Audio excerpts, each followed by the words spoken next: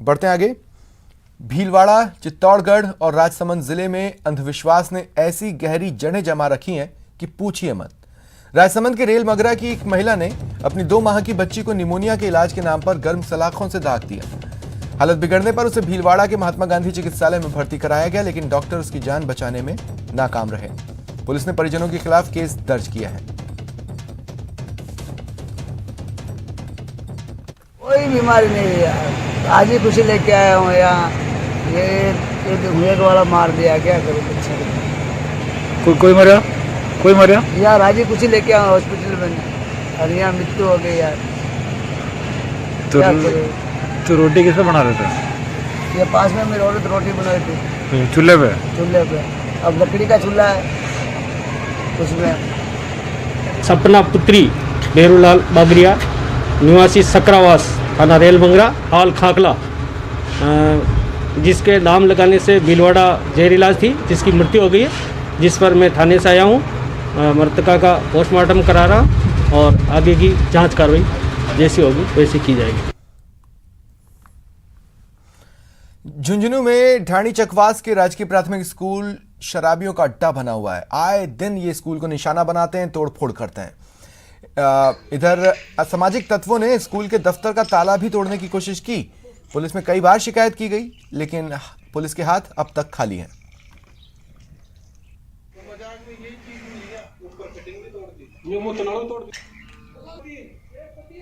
अध्यापक पद पर और आज सुबह 7:15 बजे मैं और मेरे स्टाफ की मैडम श्रीमती सुशीला चौधरी जब यहाँ पहुँचे विद्यालय में, तो इस कार्यालय कक्ष के यहाँ ताला तोड़ने की कोशिश की गई है। जो इसके ऊपर स्केच हैं और ये पत्थर यहाँ पड़े हुए, इनसे बार बार कोशिश की गई है, लेकिन ये ताला टूटा नहीं। और विद्यालय प्रांगण में जो शौचालय निर्मित हैं उनके दोनों गेट तोड़ दिए गए हैं। वॉश बेसन, पाइप और जो WC है वो तोड़ दी गई हैं। पानी की टंकी है विद्यालय परिसर में, उसकी ठूंठियाँ भी आए दिन 4-5 रोज में टूटी मिलती हैं, जो हमें लगा देते हैं। इसके पूर्व भी और आज इसकी FIR कॉपी हमने संबंधित थाने सिंघाना में दे दी है। मरुधरा में ऑक्सीजन की कमी है, ये कहना है चिकित्सा मंत्री डॉक्टर रघु शर्मा का। न्यूज 18 से खास बातचीत में उन्होंने कहा कि केंद्र ने जल्द समाधान का आश्वासन दिया है। हमारे साथ में मंत्री रघु शर्मा जी हैं, उनसे बात करते हैं। सर, किस तरह की बात हुई और किस तरह की दिक्कतें आ रही है? देखिए, राष्ट्रीय स्तर पर भारत सरकार ने एक नेशनल प्लान बनाया लिक्विड ऑक्सीजन को अलॉट करने का 15 अप्रैल के दिन। उसमें राजस्थान में जो भिवाड़ी है वहाँ पे आयोनेक्स है, ये लिक्विड ऑक्सीजन बनाता है। उस प्लांट की ऑक्सीजन को भी उन्होंने टोटल जो उनका प्रोडक्शन है उसमें से 65 MT राजस्थान को देने के लिए, 40 MT मध्य प्रदेश को देने के लिए और 15 MT दिल्ली को देने के लिए डायरेक्शन जारी किए। भारत सरकार ने जो प्लान बनाया उसके विपरीत जाके वो अपने स्तर पे ही उस प्लान को परिवर्तित कर रहे हैं। ये जानकारी हमको जिला कलेक्टर ने दी। उन्होंने अपने स्तर पर हरियाणा को भेज दी, उन्होंने अपने स्तर पे दिल्ली का कोटा बढ़ा दिया, उन्होंने अपने स्तर पे राजस्थान का कोटा कम कर दिया, उन्होंने मध्य प्रदेश का कोटा खत्म कर दिया। तो ये गंभीर बात थी। इसलिए मैंने केंद्रीय चिकित्सा मंत्री डॉक्टर हर्षवर्धन जी को आज अवगत कराया कि जो लोग नेशनल प्लान की अनुपालना नहीं कर रहे उस मामले में आप संज्ञान लें और आवश्यक कार्रवाई करें। उन्होंने भी इस बात पर चिंता जाहिर की और ये भरोसा भी दिलाया कि आने वाले 1-2 दिन में जहाँ जहाँ भी इस तरह की इरेगुलरिटीज हो रही है, जो नेशनल प्लान जो बना है उसके विपरीत जाके जो काम हो रहा है उसको उन्होंने संज्ञान में लेने की बात कही है। मुख्यमंत्री जी ने प्रधानमंत्री जी को पत्र भी लिखा। ये स्वागत योग्य कदम है कि भारत सरकार ने 18 साल से ऊपर के सभी लोगों को वैक्सीनेट करने का निर्णय ले लिया। अब सवाल ये है कि 18 साल से ऊपर के लोग कितनी संख्या में सेंसस के हिसाब से बेनिफिशरीज हैं और वैक्सीन का प्रोडक्शन हमारे पास क्या है और उसमें से हम अवेलेबल कितना कराएंगे, क्योंकि ये कितना लंबा चलेगा ये भी एक चिंता की बात है। क्यों अगर टाइमली सबको वैक्सीनेट कर दें मान लो, उसके लिए जरूरी है कि ये हमें बताया जाए कि वैक्सीन मिलेगी कितनी, तभी तो वैक्सीनेशन ड्राइव सफल रहेगा। कैमरामैन अविनाश के साथ में दिनेश शर्मा, न्यूज 18 जयपुर। वहीं सीएम गहलोत ने ट्वीट कर ऑक्सीजन की कमी को लेकर केंद्र को घेरा। सीएम ने लिखा, भारत ऑक्सीजन दवाई और टीका उत्पादन के क्षेत्र में सबसे बड़े उत्पादक देशों में शामिल है। फिर भी देश में ऑक्सीजन एवं दवाइयों की कमी से मौतें होना दुर्भाग्यपूर्ण है। दुनिया के अन्य देशों में कभी इसके कारण मौतें नहीं हुई हैं। उन्होंने आगे लिखा, जितनी जल्दी हम अपनी व्यवस्थाएं ठीक कर लेंगे उतने ही अधिक लोगों की जान बचाई जा सकेगी। केंद्र सरकार रोगियों को दवाई और ऑक्सीजन उपलब्ध करवाना एवं वैक्सीनेशन का काम जल्दी पूरा करना सुनिश्चित करे।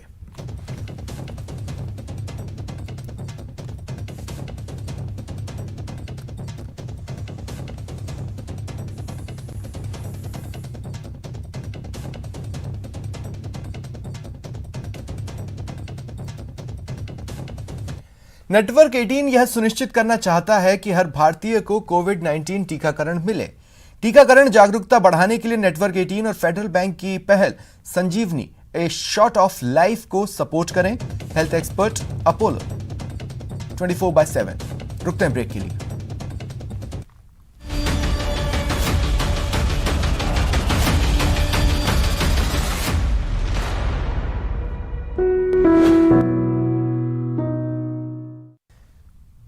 ब्रेक के बाद स्वागत है आप सभी का।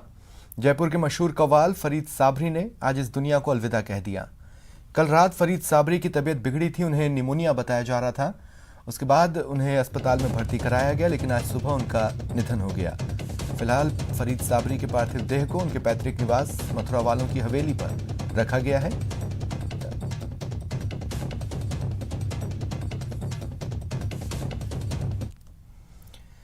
कोरोना से लोगों को जागरूक करने के लिए बीकानेर के कलाकारों ने अनूठी पहल की है। 25 फीट लंबा और 12 फीट चौड़ा मास्क बनाया और जूनागढ़ किले के आगे प्रदर्शित किया। इस मास्क से लोगों को जिंदगी बचाने का संदेश दिया गया है। मास्क बनाने वाले लोगों से बात की संवाददाता विक्रम जागरवाल। बीकानेर में कोरोना के बढ़ते संक्रमण के बीच लोग अब जागरूकता के लिए अनेक तरह के काम कर रहे हैं। आप देख पा रहे हैं मेरे ठीक पीछे कि जो आज ये जो एक मास्क बनाया गया है, बड़ा मास्क, इसके माध्यम से लोगों को ये संदेश देने की कोशिश की जा रही है कि वे सैनिटाइज़र का उपयोग करें और कि आप बिगर काम घर से बाहर ना निकलें, 2 गज की दूरी रखें और सोशल डिस्टेंसिंग का पालन करें, मास्क लगाएं, सैनिटाइज़र का उपयोग करें, बार बार हाथ धोएं।